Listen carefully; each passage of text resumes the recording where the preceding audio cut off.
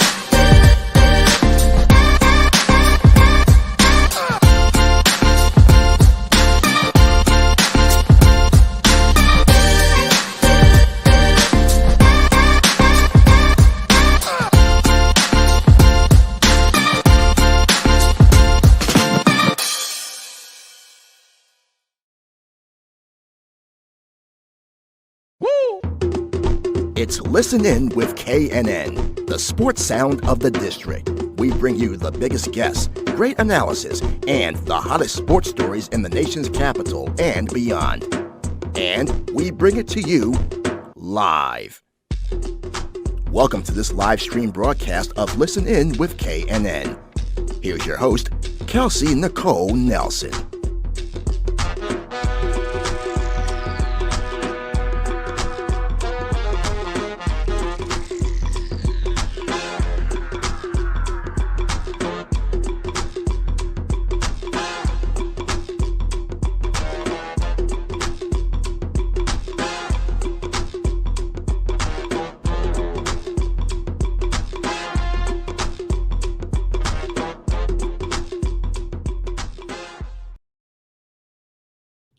All right. Hello, everyone. Happy Thursday once again. Welcome into Listen with KNN, sports talk radio show and podcast presented right here on Fox Sports Radio, 96.9 FM and 1340 AM with me, your host, Kelsey Nicole Nelson. Now, this is part 2 right now of our double header today. Of course, a special thanks to all of you who joined us earlier today for our 10 a.m. special edition show with none other than legendary broadcaster James J.B. Brown. Touched a lot on the NFL and Super Bowl, and in staying with football and the football theme, I told you guys, I'm bringing out the big guns this week. I'm bringing on guys who know the game very well. And so now it is my honor and pleasure to welcome to the show for the very first time, none other than George Teague, played 9 years in the NFL, the Packers, Dolphins, Cowboys, retired NFL safety, and today lends his talent to being an athletic director. So a man of many talents. Without further ado, please help me welcome George Teague to the show. George, how are you today? Thanks so much for joining me live. Yeah, man, it's awesome.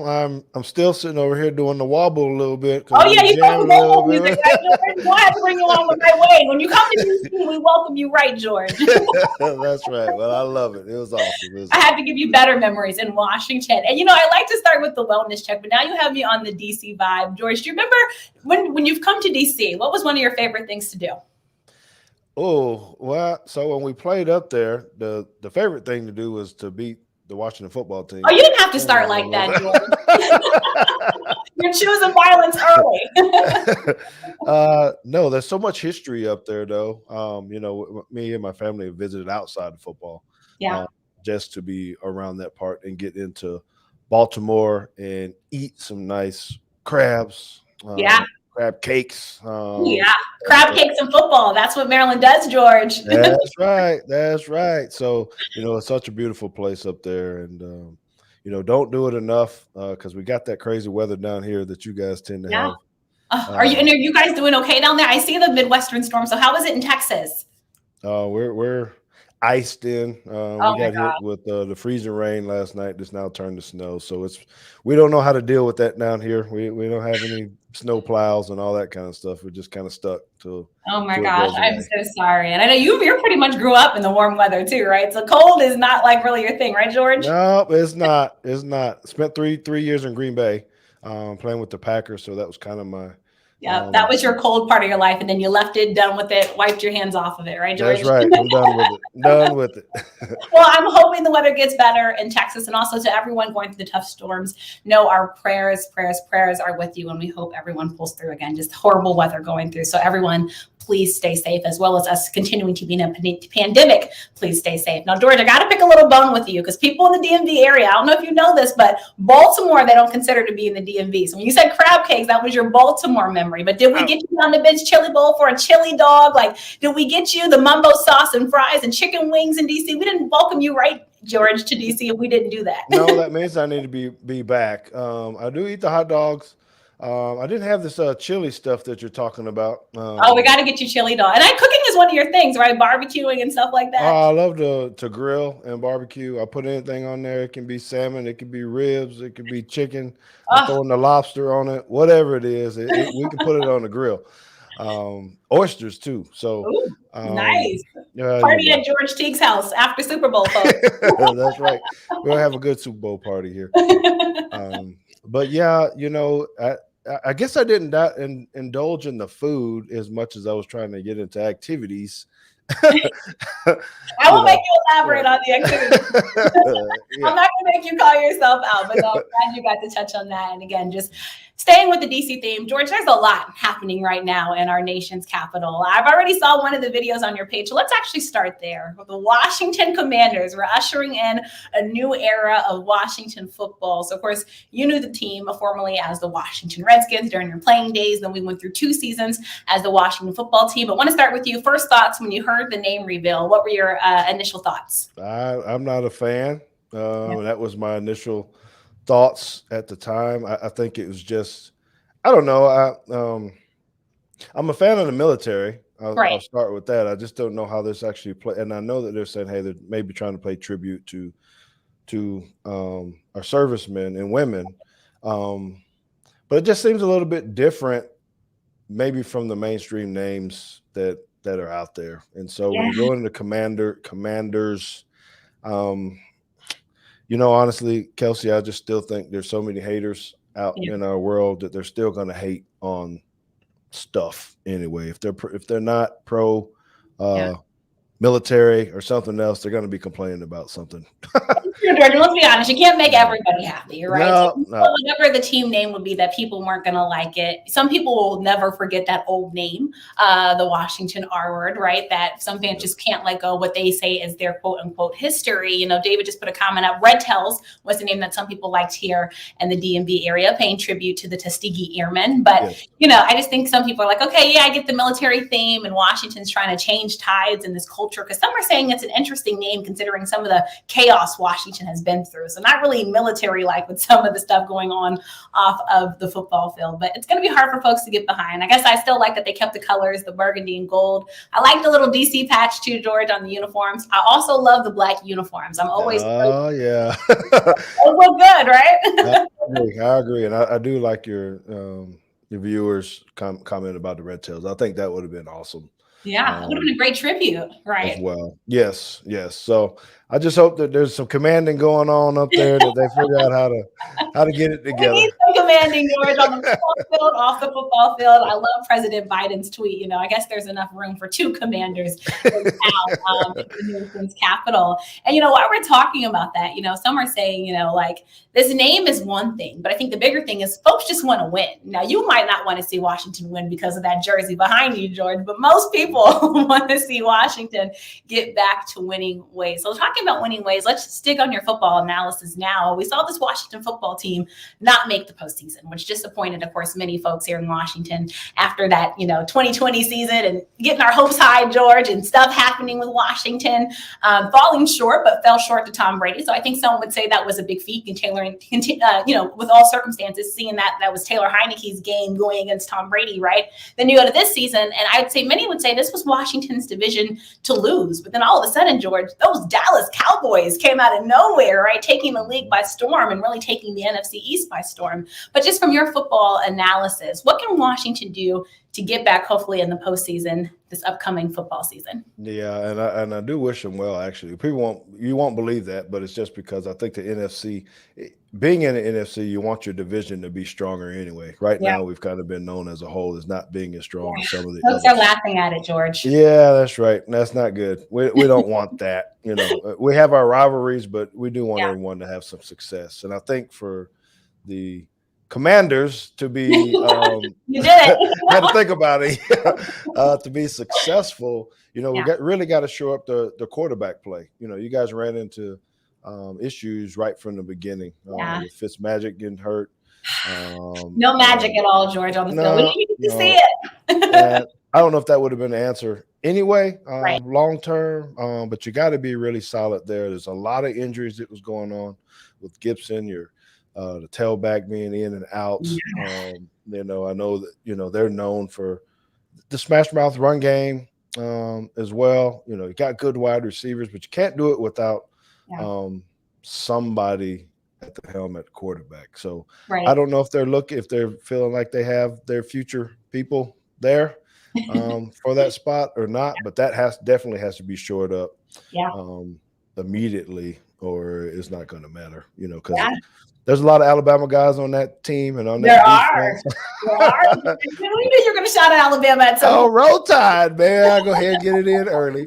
That's Alabama North for us. But, you really had a lot of things in place.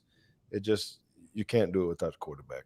Yeah, the quarterback, it's essential. We can look at the Super Bowl teams now, right? And you're looking at that quarterback play. Joe Burrow, who I think is making sure everybody puts some respect on his name and his quarterback play. And, of course, Matthew Stafford and what he's been able to do. Finally, George, getting over what some would say that long hump that he's had. And people saying, can this possibly be the year for him? So it's hard to do it without, a good quarterback, especially in today's league when you have so many good young quarterbacks, Josh Allen, Patrick Mahomes, Lamar Jackson, Justin Herbert. The list goes on and on and on. Any guys that you think Washington should go after, George, or do you think maybe they should just try in the draft and just try to kind of build from the ground up with the quarterback?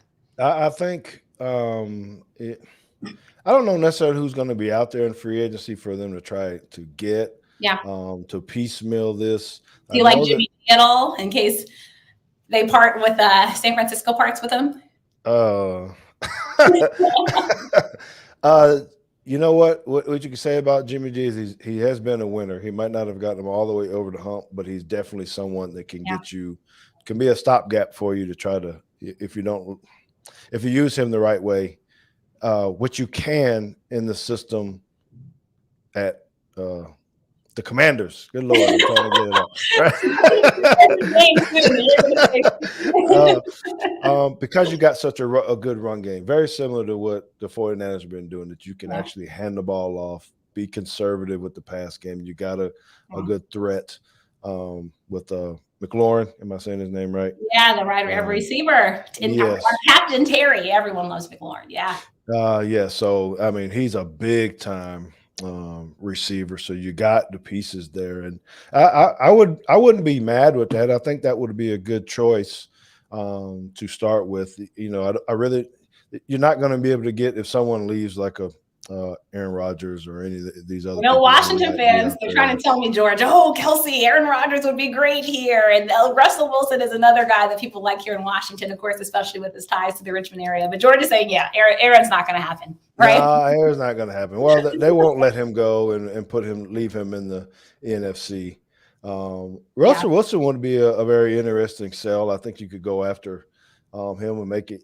I know he's still on his side, but he would definitely fit the mold there until you can get about another two drafts out, I think, before you have to find another future quarterback. That word has almost seemed like it's been allergic to Washington, future quarterback, because we've just been through so many quarterbacks, and the quarterback carousel, George, keeps happening in Washington as we try to find that guy. So again, it will be interesting to watch with our Washington Commanders. See, both of us are going to be embracing that by the end of the show, George. And, staying with the Commanders name, I want to go back to that because, we saw a lot of Washington football greats come back to help with the name revealing. And, many people talk about, just the great days of, RFK Stadium and how that stadium, used to rock. So any favorite games against Washington or just any favorite memories like that you think people should just know about when we talk about the history of the Washington football team? Or sorry, Washington Commanders? Yeah. Well, actually, because, until I didn't play them very much when I was in Green Bay, but when I came to Dallas, then it became a pretty big deal. And going there, that rivalry, it was pretty strong then. I think it's kind of moved from the Cowboys a little bit to the Eagles. But I remember going up there and the fans were, I'm going to say nuts in the way of they were exciting. It was a hostile place to play. I think we played up there in 1998. Yeah. It was a very close ball game. We ended up winning on the, I love how you just threw that in there. a play. Well, I didn't lose a whole lot of times to them. But I can say I actually did have not one of my best games against them as well. So I'm honest. I'm honest. But, there are certain places that you play that the atmosphere is like a college atmosphere, which we love as players. And I think the football team, the Commanders, there you go, actually present that. There are true loyal fans that they're ride or die for the team, regardless, win or lose. Yeah. And that makes a place special because everybody's really not like that. They want to pretend like they are, but you can go to Miami, the Dolphins, they're not like that. They're imports, they're right. Retired community, and that's not. And I played there, and I know it's just different. That's a good point. And you played in Dallas, so you know about avid fans and fan bases. We're still seeing these memes of the crying girl in the stands, and just so many heartbroken Dallas fans.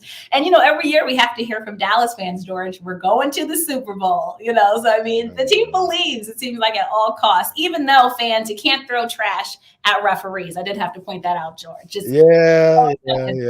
So you had to get your jab in too. Look, we were speaking facts, and we have to be honest.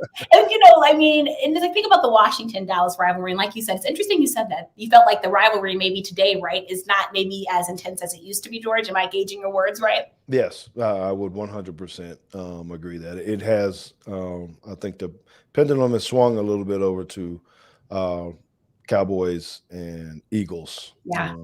I don't know why. It just seems that it was happened. Shoot, I mean, we both can sit here and say none of our teams have really been that good in the NFC East, so we all should be rivalries. Claim our namesake. But no, it's just so many great memories, like you said, throughout the NFC East. And at one point, the NFC East was that division, right? We're talking about teams, that have been at the top. And then, now, unfortunately, we're not seeing that. We can point to other divisions, that we're seeing better play in. So hopefully the NFC East gets it together, and we'll see maybe next year if one of these teams can come out and maybe make it to the big game. And, I do want to say on the Commanders just a little bit more because, again, there's lots happening around the Commanders name. Also today, we saw the Congressional Oversight Committee meeting about the culture of the Washington football team and the sexual assault allegations. And I asked you this because I want to talk about how important is a culture for a football team. You've played for professional teams for a good while, right? 9 years. And so I want to ask you, when you see all these things happening with your owner and your organization, just in your personal opinion, or even from outside looking in, does that impact the players, George, not just on the football field, but just in all that they're trying to do to just try to be better men and better players in general? No, absolutely. The culture is everything. Actually, I don't think we put enough emphasis on it. And it's not, most of the time we try to associate the culture with winning games, which is super important in the National Football League, right? Even though there's things with people trying to tank and all that. But anyway, maybe we'll talk about that. We're going to talk about that. But, what an owner brings or a general manager brings to a locker room or to the team is super important. So how it's presented, on what kind of men they want to have on the team, um, what kind of attitudes they want. What are they Right. presenting to the team about character? Because even they're still young guys when they're first coming in, right? Yeah. 21, sometimes Yeah. 22-year-olds just got some money. And so there has to be some education about really what that means. Right. Financially, I can remember having to sit in it's symposiums basically where you went through scenarios on how you treat women. If something Mhm. happens and you're out and you have this lady that comes up to you, then be careful because this Yeah. could happen. Or what do you do with media when Mm. this happens? Or your family life. Right. And I thought those were very cool because that adds to a culture too, to say, hey Right. man, you remember when we talked about this? Or when I'm out with my buddy and things Right. start happening, that I can grab him and say, no, we're not going down that road. And that Yeah. starts up top, which Mm. leads to better camaraderie, Right. which eventually leads to winning football games. But our culture is different now. Everybody is a It little has. bit more me-centric. Good point. And going off of that, George, can I ask you, what team do you think kind of had the best overall culture while you were playing? That I played for or just around the league, you mean? Let's So say that you played for, right? Because you've been in the locker room, you know the guys around you. But if you're not comfortable with that, you can say just in general in the league while you were playing in the league. no, I think it would have been that I played for, it would have been the Green Bay Packers. Mhm. I'm not knocking any other team. It just Right. that was the first team I went to. I had a really cool coaching staff, and they really did still talk about life even when I came in there, and the Right. right things to do as a player. The city was just built different, Yeah. as well. The family atmosphere, all the things that the community brought to kind of help mold that football team. That's why you don't hear a whole lot of negative stuff coming You out of really Green don't. Bay. Yeah, like Green Bay. And Other than Aaron Rodgers and us talking about his toes and yeah, their news is very boring up there, that's for sure. When it comes down to people's feet, you've got nothing happening. That's right. So for playing there, I think that would be the first place. The second place, I think I'd have to go with probably the Pittsburgh Steelers or something like that. Not anybody I played for, but it just seems like they've always had great leadership at the top, the ownership, and just how they tried to build a culture around their football team that was always positive, uplifting, and winning at the same time. Yeah, and that winning culture, let's touch on that since you talked about the Pittsburgh Steelers. Big Ben hanging it all up, George. No more Ben Roethlisberger, at least for now. Some guys like to say they're gone and then they try to come back or do come back, right? Like Eric Weddle. Great retirement. I want to go back to playing football. I think Big Ben, though, we could say safely probably that just not coming back. But when you saw Big Ben, hang it all up, and we're talking about, the winning culture that Pittsburgh has helped to establish. And we think about a guy like Mike Tomlin, who's had winning seasons, since he's been there. Let's just talk about what Big Ben's legacy to you personally. What do you think that means for the football world and kind of how he kind of helped not just Pittsburgh, but overall just kind of quarterback play in the National Football League? Man, I think it's awesome. It's definitely rare to have someone who could be on one team for so long, and have the success that he has. I'm glad he's able to walk out on his own, and be able to have a legacy that he has because that organization has stood behind him through and through. And I just remember him being I didn't idolize him, but watching him play and seeing what he did is just like Big Ben, man. This dude is making things happen, and he was a threat, someone that you were afraid of. With this mad pump fake and all this kind of stuff. It's just, to see him, everyone can see where he's starting to decline a little bit. The team is making a little bit of change and transition. I'm glad that he's able to walk away that he has, but his staple on football. It has been amazing. He definitely needs to be a first ballot Hall of Famer, in my opinion. So I'm kudos to him for all that he did playing the same team for 18 years. Yeah, amazing. Like you said, they just don't do that anymore. Quarterbacks aren't loyal anymore. They just go win. They want to go win. So, I mean, like you said, what Big Ben did was almost like a new standard. And again, I appreciate you also just touching on the overall culture of the league. And we're going to stay with culture, but really quickly, I want to go back to the Commanders because you did go to Alabama, and we're talking about the Washington culture. And two of your Alabama guys, George, had some people also questioning the Washington culture. And if you know where I'm going with this, it was Jonathan Allen and Deron Payne and the whole incident that happened on the benches. So just wanted to get your thoughts on that. You obviously been in locker rooms. I'm sure guys get heated with each other. But, seeing it to that extent, I think for people, especially in a primetime game, it was just like, wow. And then I think some people were like, oh, it's just two brothers playing it off, just needed to get that out. So people just didn't buy that. And, the team kind of had to work around that whole situation. And Jonathan Allen, somebody who's a leader, right, a captain on the team. We just saw him, helping with the Washington Commanders name reveal, coming off a good season for the Washington football team. So just wanted to get your thoughts on that. Not downing Alabama, George, but just we're asking what's going on. Yeah, that's not good. And from a player's perspective, it's just that you don't really want that to happen. You want leaders. You got to have some alpha males. You got to have some dog.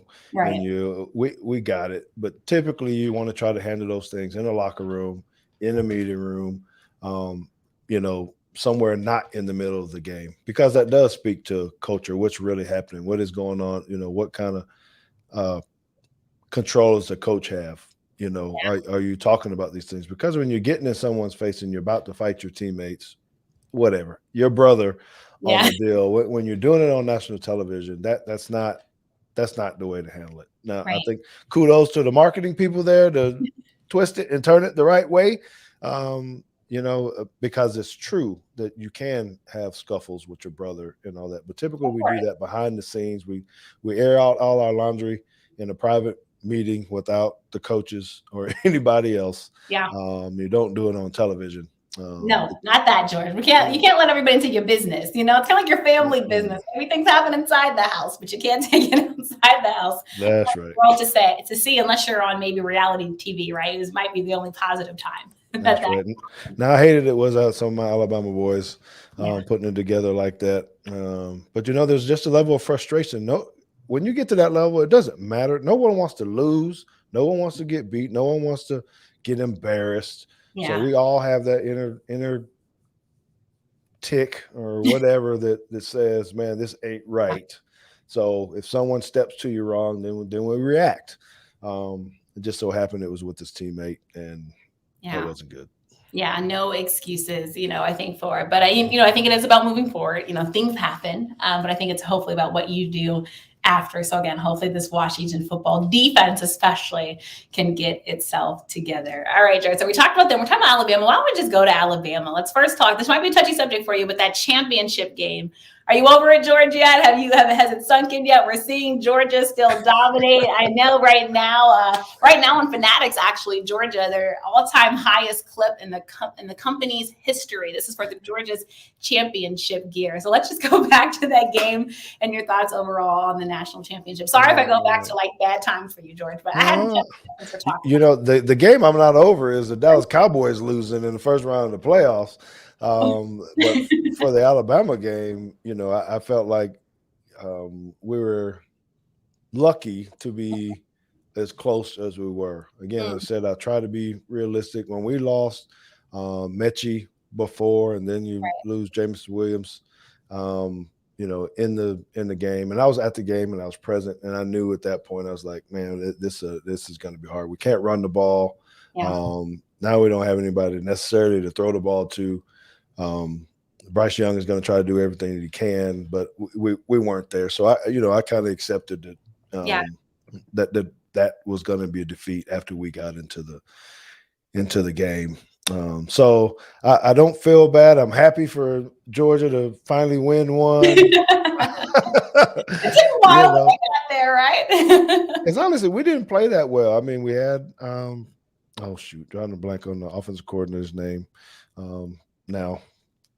From Houston to came to Alabama, but anyway, having all of those pieces, right? And it's a different team, right? When you don't have all of that. Again, like you said, I mean, Georgia, I think overall, I think some people were, of course, rooting for Georgia as well, just because, people like the underdog story. Everybody was rooting for Georgia. Everybody was rooting for Georgia. Georgia, except for us. It's like the Patriots when they were winning. Nobody wanted to watch them win anymore. And, we get it. When you're on top, everybody's trying to knock you down.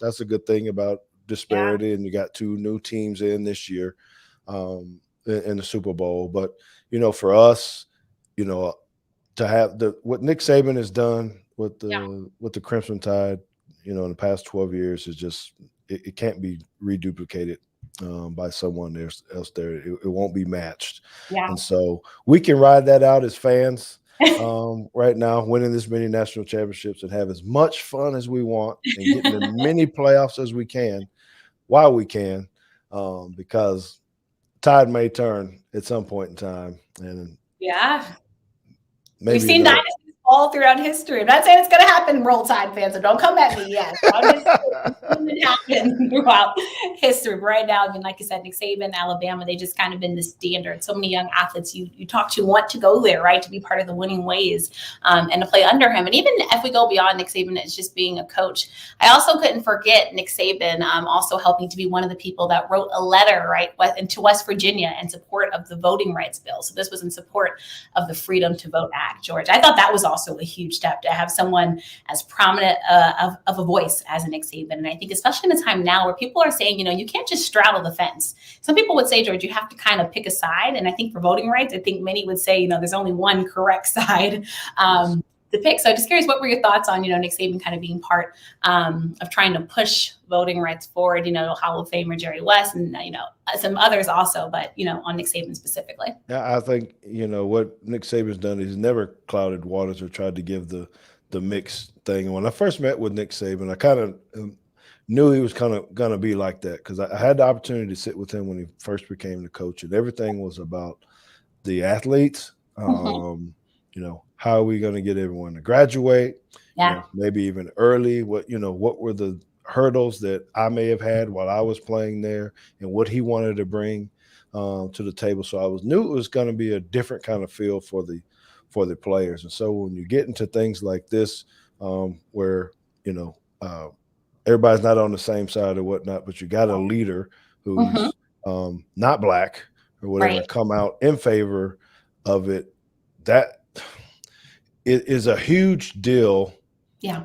Considering, most of the teams are majority African-American, or something else. And, you got a coach who's not wavering about this and trying to say the right thing to try to necessarily keep someone happy on either side of the ball. And so it's very special to us and to the university to have a coach just come out and say, no, this is it. Even when he was up there on the podium and people were trying to attack his players there, and he kind of said, well, hold on a second. Let's address this right now. Yeah. That's leadership. Then you're talking about culture. You swing this back, and this is culture now, because they're having these conversations outside of just him being on the news or something, that he's probably talking about these current issues and how do we handle this as a team. So yeah. And I think that speaks volumes, like you said, especially to have someone, you have a team that's majority black. And like you said, you as someone who's not African-American coming out, I think, and saying that. Because I think that's when the issues kind of go to that next level, right? I think it has to be the diversity of voices, right? Kind of calling for change and things to happen. I think especially for players, when it probably feels like your coach is listening to you. And maybe that, he's actually having these real conversations and wants better. It also shows that he cares more about you, I would say, as a man, right, than just the football player on the football field that's helping to winning games. And, as we're talking about diversity, right, and voting rights, we might as well get into it. Kind of the big topic this week in the National Football League, Brian Flores, the class action lawsuit. We saw this news come down Tuesday. I think it took many by storm. I think especially here in DC, because that kind of took all the action away from the Washington name change. And then now we're talking about this class action lawsuit that's happening. And again, we're talking about discrimination and hiring practices, especially for coaches in the National Football League. So George, let's just start there. You heard this class action suit filed, Brian Flores. We saw what happened in Miami, many saying a questionable firing right from there, because you look at Miami and how they were able to turn the season around, and you look at the record and people are saying, okay, hey, and then look, okay, well, Brian Flores is so talented. He's great. It'll be fine, right? He'll go get another job somewhere because everybody else is going to see how great he is. And then, Jordan, we're looking at the coaching hirings and we're looking at these lists, and we don't see that name coming up, right, for these new head coaching hirings. So here we are. Just overall, from what you know about the situation, let's just talk about it. I think this is a real conversation about, you played in the league. The league is still majority Black, but yet the head coaches of this league are not reflective. We talked about the Black head coach in the league already. He who is Mike Tomlin. George, we should be rattling, I would say, off more names of more minority candidates. So all this to say, George, what were your thoughts on, Brian Flores making this decision, which many are calling courageous? Yes, I was heated on the way things have unfolded. The text messages from Belichick and the potential or alleged violations of maybe breaking the Rooney Rule. Yeah. It was already subject. We all kind of had our eyebrows lifted up a little bit when he got fired, because it's like, man, what is this all about? Because you got a winning coach, someone who's building the program, and you've seen people get fired for a whole lot less things. Right. What he's had to deal with. I mean, he's a winning coach, and there's a lot, there's a lot of us on other teams going like, man, we wish we were 500 or better. Right. Every single year. And so, you do question that first. And then when you get to this level, and I've said this the whole time, I don't like the Rooney Rule. I understand our deal. I don't like it because of this. Right. I always felt like this was happening, that year after year, you're just bringing someone in. You're not going to hire them, and you just kind of got to bring them in. So there has to be a cultural shift within the National Football League when it comes to upper level positions for coaches, general managers. Because there's no way there should only be one Black head football coach in the National Football League at any point in time. I'm not saying it needs to be a majority. But there are a lot of qualified individuals who should be given a chance and not overlooked. Because if you can reach down into college and grab a non-professional football guy coach and give him a job, that doesn't make sense to me when you got a lot of qualified guys in the National Football League, particularly Black ones.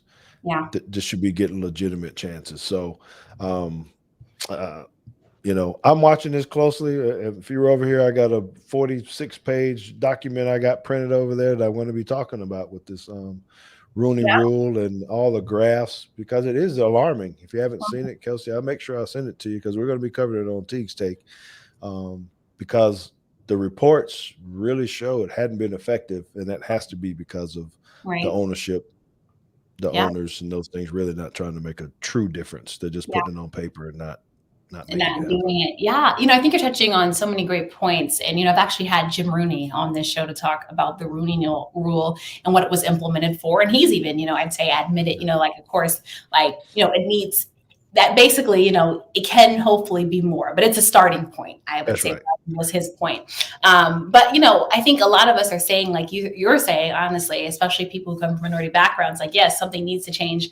This is not enough. But is it enough, George, for just Black voices to be talking about this? Or do you think it needs to be more of a collective effort? Because right now I'm seeing a big divide, kind of like we see in our country right now, about the sides that people are kind of taking, on this stance. And I think what you said, though, people have to remember, we're talking about qualified individuals. We're not just saying give people a job to give people a job. It's give somebody a job based on the merit that they have. But yes, there should be diversity, because you have a league that's diverse.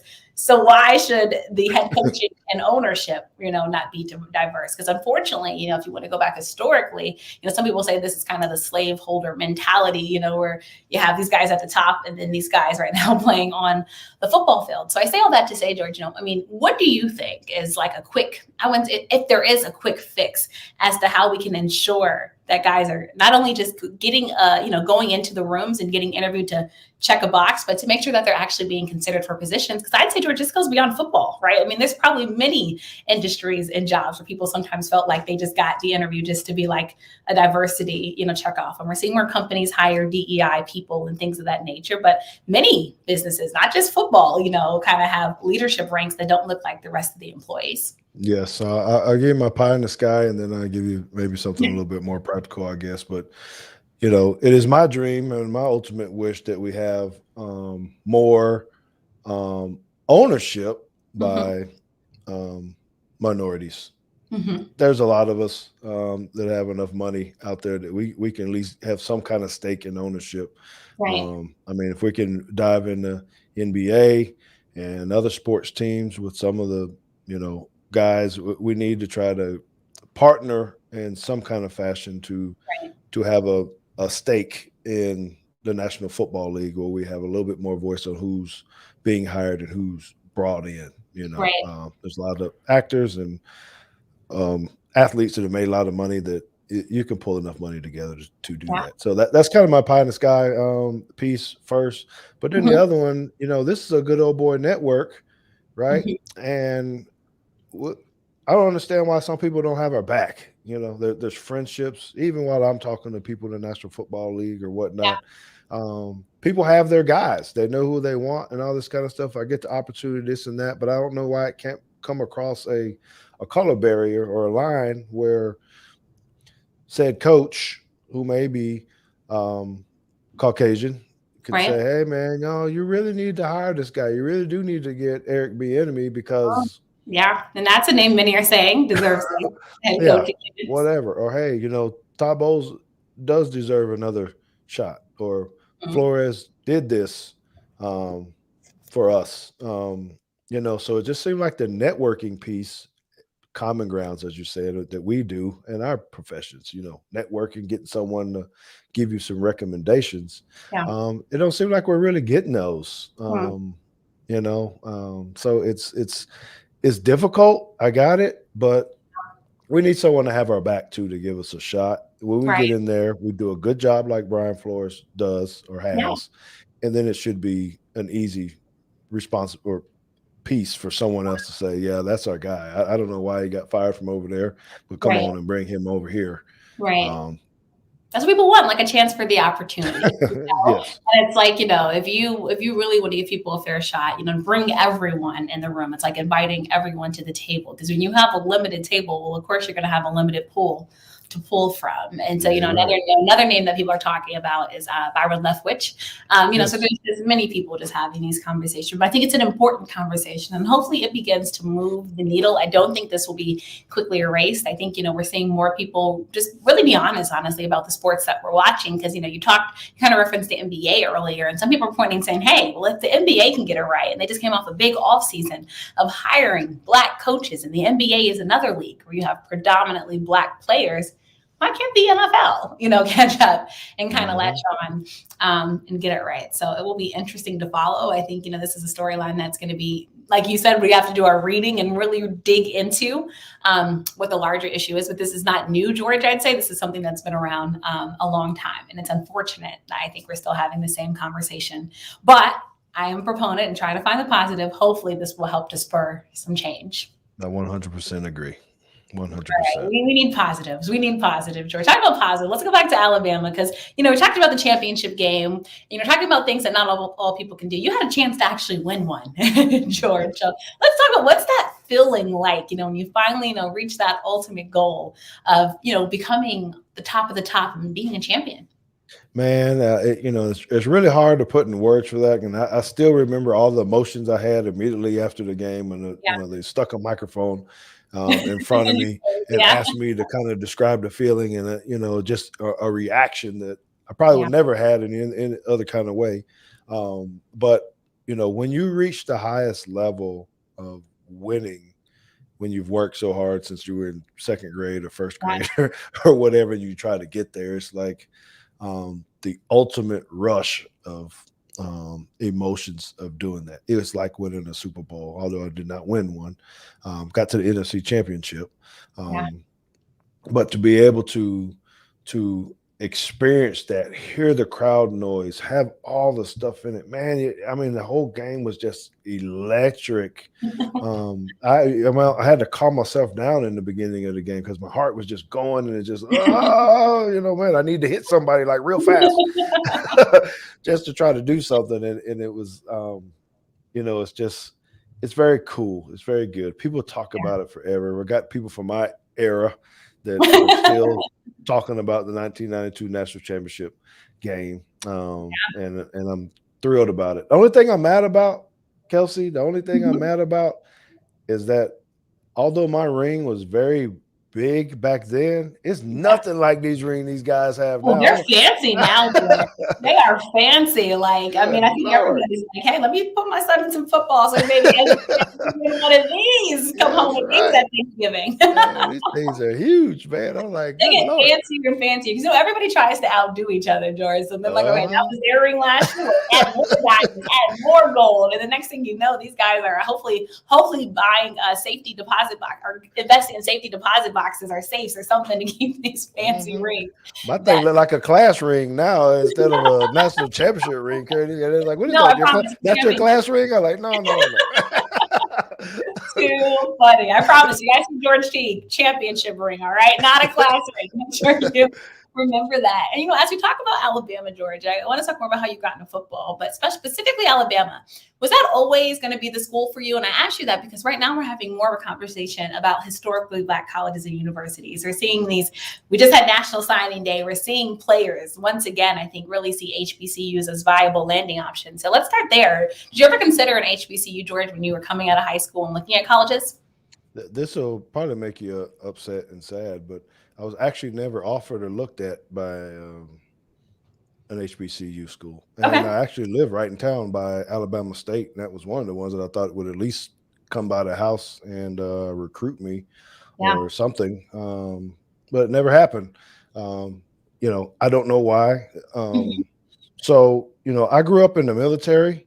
Right. Or my dad was in the military, so we moved all around. So I wasn't even tied to the University of Alabama. I didn't grow up necessarily having a particular place. The only school I said I wanted to go to was Michigan. I thought you were going to say Maryland. So I was like, yes. No, it was Michigan.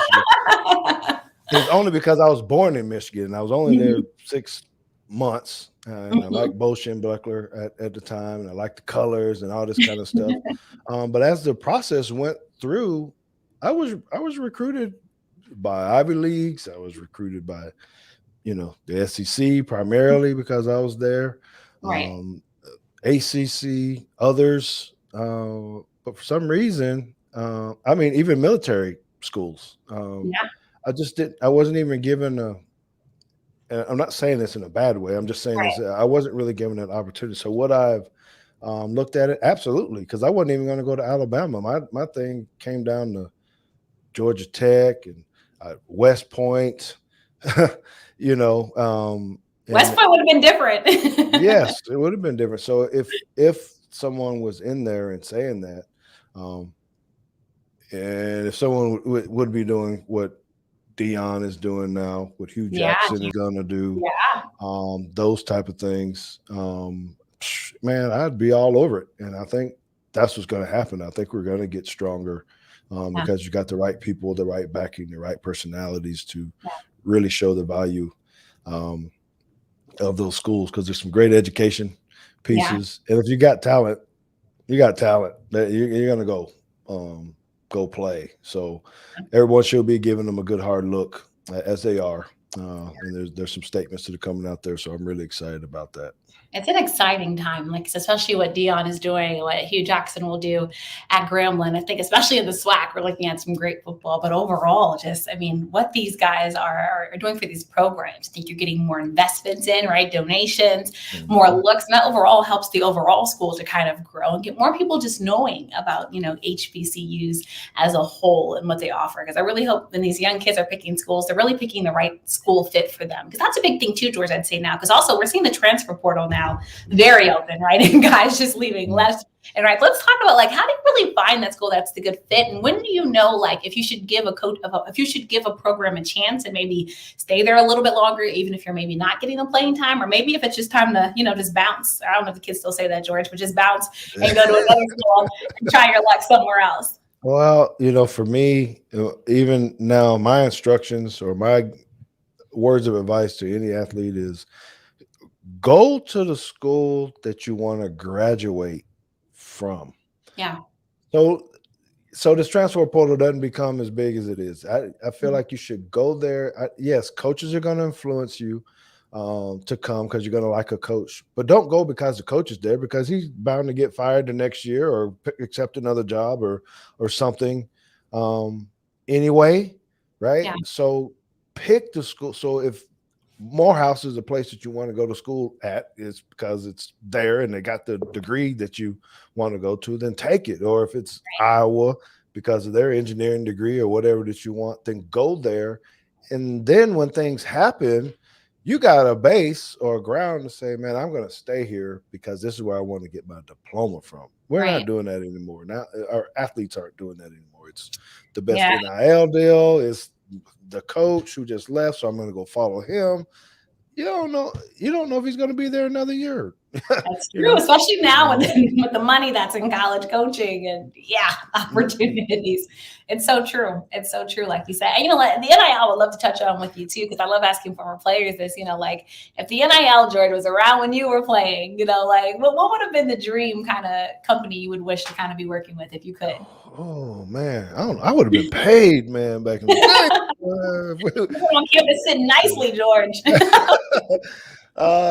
Dream company for me. So if there's going to be a car, if someone's going to offer me a car, it definitely would have been a Mercedes Benz. I would have been representing the Benz deal because I've always liked the 500 series and things of that nature. So back in the day, that's what I would have been. From a food standpoint, it hasn't changed any. I would have been something with hot wings. I want to be Buffalo Wild Wings. Somebody, I got to have some good deals with some places like that. There's a clothing line. And I think if I was going to go down a clothing line, I call myself a classic man. Somebody that has some nice vests and good button-down shirts and things of that nature where I could rock myself clean to the game because I like that, clean to the game. I didn't have any clothes, man. That was hard trying to, because you had to wear the suits to the games, and some of us didn't have a whole lot of suits where you could change a different suit for every 10 games. Right. So you had to go get a sport coat and some kind of pants to try to match it. But I always wanted to be the fly one. Had to be the flyest. So now we got to ask you, George, which one of those things was the first thing that you bought with your first NFL paycheck? It was my dream car. I did get my. I went to Chicago and had my car custom done. My Mercedes SL 500 at the time. Put in about 30-40 grand extra. For the custom. Had everything that I wanted in there. So that was the one thing that I wanted to have personally for that, was to get that dream car. Of course, I was able to buy the house, but I actually bought the car first. And you know what I did? And this is what I would say. I actually gave my dad one of my game checks. That was kind of important to me. And because he came to visit me, and these are those important moments where you're sitting there and said, "Hey, Dad, I got a gift for you." I had him drive up to the complex with me because this was before I was doing direct deposit or something. I said, "I got to go grab my check," and I was like, "Come on, let's go. Let's ride up." And so it was in an envelope, and I handed it to him. I said, "Man, this is for you. Thank you for all that you've." That is so wonderful. How did you react to that? I should have thought better of it because I almost gave him a heart attack because he cussed at me and said, "Holy." You make this every week. And I was like, Yeah, your boy's doing pretty good. You're doing pretty good. He's like, oh my gosh. So, it was that was one. Oh, that is wonderful. It's always nice, especially when your parents provide you so much, to be able to kind of give that back in return. I know for me personally, I love that. And when I see these guys doing things for their moms and dads and families, because, so many families will sacrifice, especially now, to try to make their kids, dreams come true. So that's such a special moment. And, I can't let you go without speaking of which football, the Dallas Cowboys, George. So there's some heartbroken Cowboys fans we talked to earlier, but, Dak is back somewhat because Cowboys aren't playing the Super Bowl, but he's back. He came back.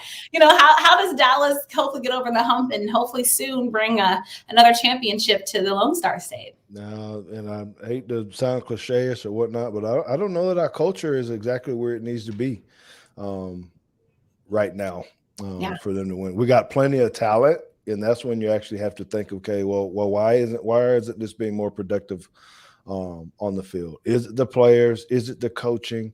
And I think it just has to be that piece of people coming back together and really establishing that culture of winning and hard work. So I question a lot of how close are the guys really? I know Dak and Zeke are close, but I don't really hear or know or see people around town where the whole offensive line and running back group are together. Yeah. So for us to get over the hump, I think there's going to have to be an off season of togetherness. Yeah. They got talent. They got talent. But I'm sure you're especially proud of that DB group, right? Man, another Alabama boy. Diggs, my man Diggs. Yes. And he has roots to our area, so we're also proud of Diggs. You don't get to take credit for him or whatever. Look, he was born here. It's where you were born. I'm going to take credit. We'll give you all a little bit of credit. That's right. So it's culture. It's off season. It's really gelling and meshing. Dak needs to throw every single day to every single one of those wide receivers where he can throw it in with his eyes closed. He got to stop being so robotic and just trust his teammate to make the play on the 50-50 ball or whatever, all the things that we got to say. Sometimes you just got to throw those things up and let those guys make the play because the defense is there. Michael Parsons is the dog that we need to have on it. But it's going to be camaraderie and his coaching staff really letting those guys go make plays. That's what it comes down to, making plays on the football field. So, as we're talking about the Dallas Cowboys, do you see them winning a championship anytime soon? Let's say within the next 5 years, or is that too soon, George, you think, if they make this culture change? No, it's not too soon, actually. And I'm not saying this as a homer. I'm speaking as an analyst, okay, or something of that nature, because it can. I didn't feel like we were going to win the Super Bowl this year. Okay. Yeah. I felt like we could have made it to the NFC Championship and lost to whoever was there. At that time, I was thinking maybe the Packers. I didn't feel like we could get past Aaron Rodgers and what he would be doing. So if they're able to keep most of this team together, there's a lot of free agents. That the Cowboys have to deal with here. And if we can kind of keep this together, I think, and I would think 2 years, it's if it's going to happen, it needs to be about then. Make some progress, maybe get 1 or 2 rounds in this next year, and then set up the stage to make the jump after that. So I just need to see us get at least 1 win in the playoffs. Sneak 2 in. If you lose the next round of the NFC Championship, fine. Right. Then next year, no, we got to get into the dance. So right, you guys want to go dancing? And you touched on the Packers. Obviously, played in Green Bay. What happened to the Packers? They were a favorite, George, for many to possibly win it all. People were finally saying, "Look, Aaron Rodgers is going to do the thing. He's on this, revenge tour." But we saw them fell short, which I think stunned many and left many surprised. Yeah, my projection was all bad because I had them going. Me too, George. I had them going. And it's why you got to play the game. You're really very just kind of shocked that it happened in Green Bay too, that you lose like that. But what happened? Karma. Aaron Rodgers' karma happened. Honestly, that's what I think it was. It just started off bad, and it was just football gods saying, "All right, we got something for this." You're going to lose to a team that you shouldn't lose to, because they were good enough. I mean, Adams, him, the running back crew. I mean, you're built there. The defense was playing. They had it. They had very well. It was all built and ready for him to go. Tight end. I mean, it's just that there was no reason for him not to at least win the NFC. Or to be in the big dance here coming up. So I don't know. I'm blaming it on Aaron Rodgers. Just blame it on him. Blame it on him. Well, really quickly, George, before I do want to get your Super Bowl predictions, but I know something that you've probably talked a lot about, but I also believe in people getting a chance to speak their truth. So talking about the Cowboys, I know you probably touched on this, but September 2000, we know about you, T.O., Cowboy star. I know there's been a lot of back and forth about this, George. I know you said you tried to reach out to him. Some people are saying Terrell Owens trolling, talking about, there's nothing to discuss. That was your only big hit that game. It is conspiracy guys talking. But, I just want you to be able to rest your peace on this and this whole situation, George. You know what? He and I are going to be forever joined together to hit whether he likes it or not. He was right, especially with social media now. He was trolling because he replied to a tweet that was 2 years old, so something struck a nerve. I don't know what it was. But I am. It was so long ago, man. It was a part of a game. There's no personal feelings about it. It was what I was talking about, just the emotions of the game. Right. I think that was it. I'd love to be able to talk to him, meet him, shake his hand, and say, "Hey, bro, we good. Let me get some of that 81 wine you got, or whatever." And let's. I did see the wine on it. So that's and really wine is a good cure, probably, right? So you guys just drink it down. It happened.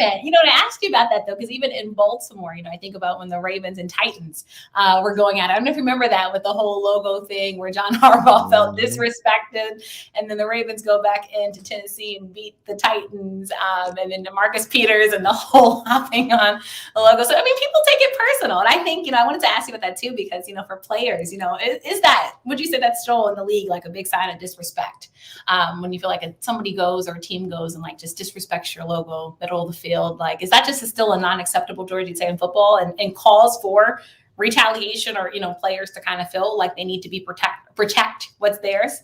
It does. It is just, or we wouldn't be saying home field advantage if we want to break it down. If we're not going to say it's home field advantage, then okay, but it is. So you have to protect that house, that turf, while you got that emblem, whatever it is, on the side of your helmet, on your jerseys or whatnot. That's who you're playing for.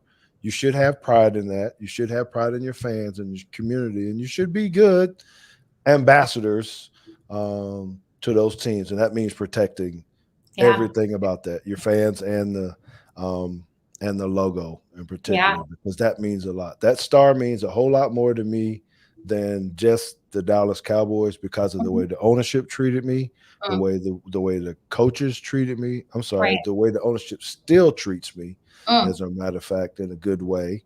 Right. And so it means more to me when anybody's trying to defame, burning flags, burning shirts, whatever, stepping on the logo. I don't like that. I don't like that, because they don't know what that means to me, other than just, I'm just going to go out here and get my TikTok thing on and all this kind of stuff. Right. No. We're not doing that, brother. Right. Look, it just is what it is, and I like that you brought up the TikTok point, because I'm like, stop dancing, stop. Of course, I can't let you go without talking about Super Bowl. So this is a perfect question, and don't take it wrong since he's an Eagles fan, but how surprised are you to see the Bengals in the Super Bowl soon? 2 years, I guess, after playing 2 years, young quarterback. And so let's also get your thoughts and predictions on the game and who you think will come out as Super Bowl champions. All right, I'm very surprised at the Bengals being in. Joe Burrow's done a fantastic job. You have to give him a lot of the credit. I know there's a team deal, but he's been a difference, the catalyst. He's gritty.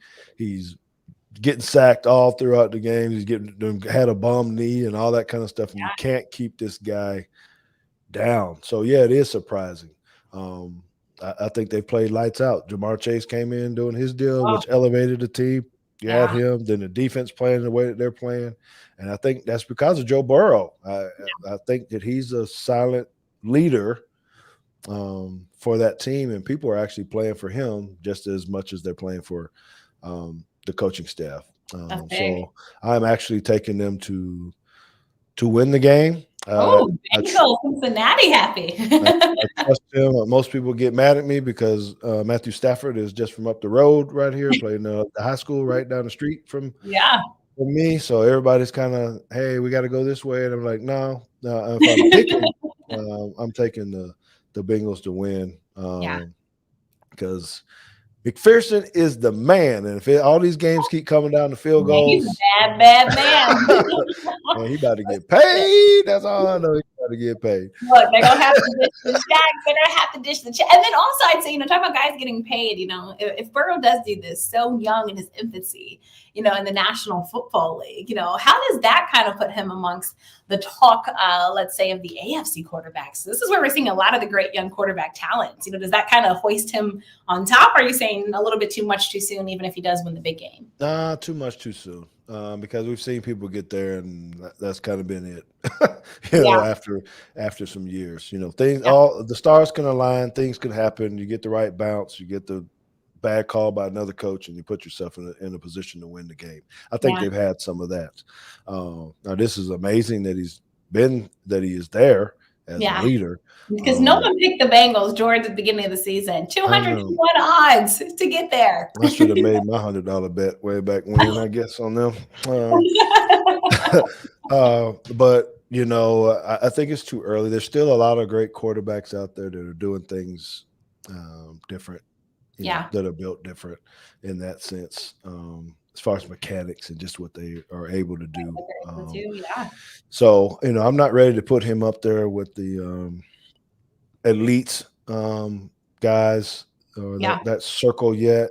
It's going to take some more wins and some more heroic wins, over the next year or two before I'm ready to put him up there. All right, you guys heard it here first. George, thank you so much for joining me on the show. I had such a blast with you. I can't say good luck to your Cowboys because I am in D.C. and I do like living in peace and safety and serenity. You can say it. Good luck to your athletic director. So good luck to you, right?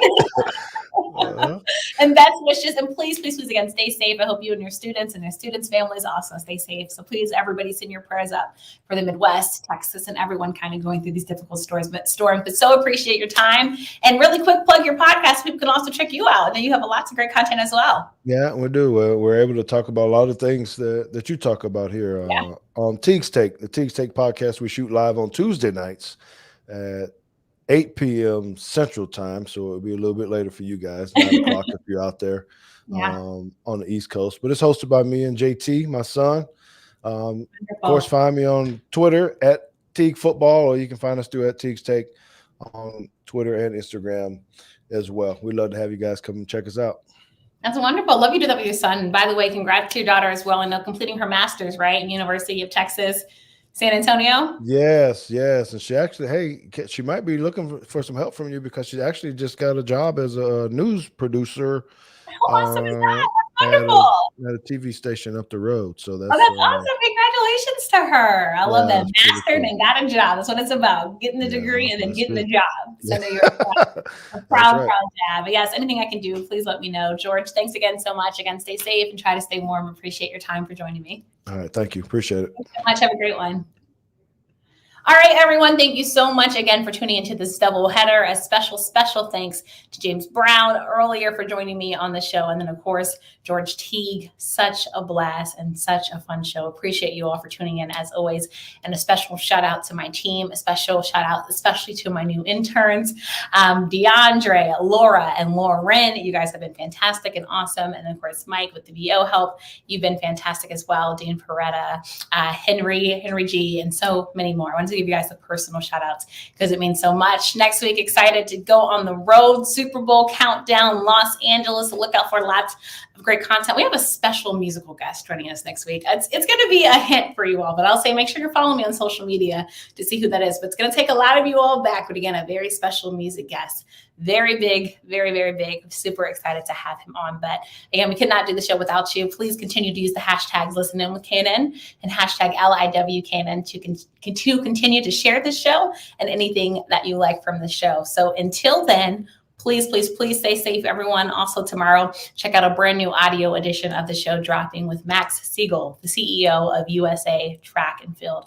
Lots of great conversation with him. And by the way, shout out to his daughter who will be going to Howard University just down the road to play volleyball. So again, looking forward to that dropping tomorrow. So be sure you're subscribed to the show on iTunes, Google Play, and Spotify. All right. Bye, guys. Until next time, have a great weekend. See you all soon. And the countdown to Super Bowl. Excited to be providing some live coverage.